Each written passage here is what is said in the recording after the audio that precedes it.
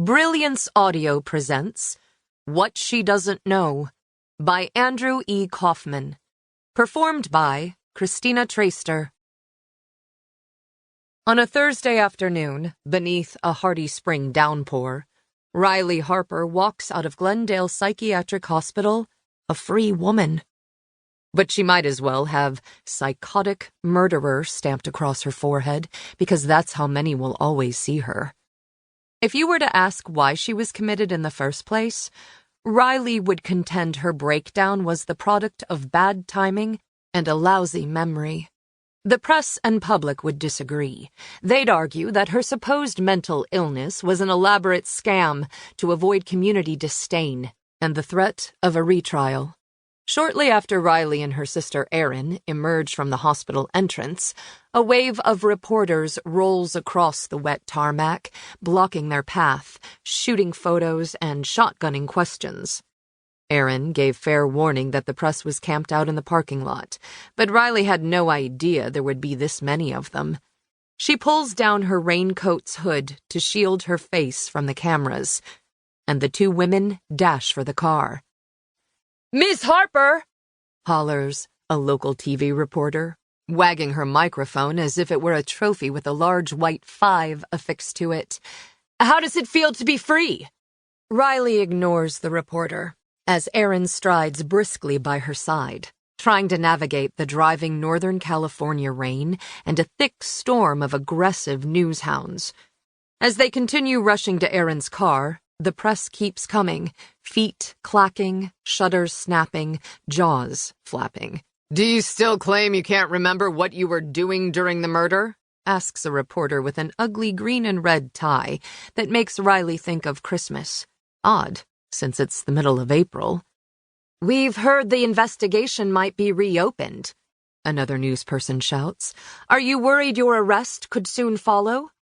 But ignoring questions from the reporters only seems to urge them on. Now they form a human barricade between the sisters and Erin's Jeep Cherokee.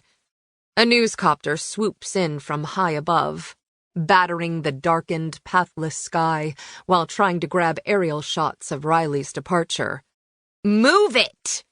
Erin says to the press, with a sharp snarl that's barely audible beneath the thundering copter.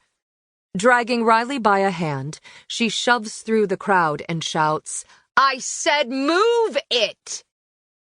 But the mob pushes back, and Riley loses her footing. She slips on slick ground and falls to her knees. The cameras continue to roll, following her mishap to its bitter end. "What the hell's wrong with you people?" Erin shrieks with pink-faced anger while she helps Riley up. "Miss Harper, did or didn't you kill her?" says a reporter, jockeying beside them. Riley pulls to an abrupt stop and battles a ferocious urge to lash out. But if eyes could shoot lightning bolts, this guy would be lying belly up on the pavement.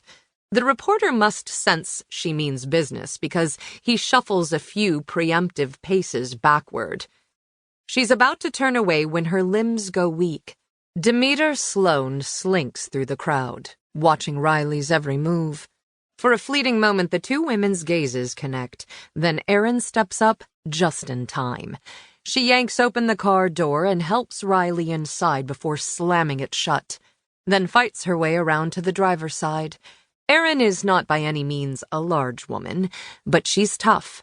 Determined, too, as she rams her way through the microphones and cameras and flailing hands so she can grab the car door handle.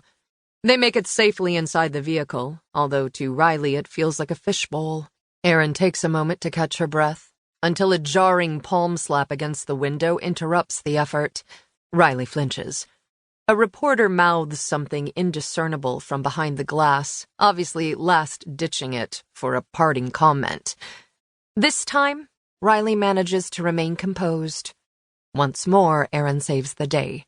She affords the crowd a long, ear-shattering honk, leaving it little time to clear out before she shoves the car in gear and flies into reverse. Seconds later, they escape the media mayhem, hightailing it away from Glendale and down the road.